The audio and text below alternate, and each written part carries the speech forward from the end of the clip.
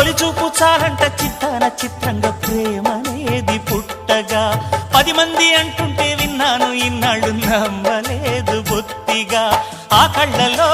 ఆ నవ్వులో మహిమ ఏమిటో ఆ కాంతిలో ఈనాడే నా ఉదయమైనదో మదిసీమలో ఇన్ని మరుమల్లే గంధాలు మునుపెన్నడు లేని మృదువైన గానాలు మొదటి బలపు కథలు తెలుపు గేయమై తీయగా స్వరములు పాడగా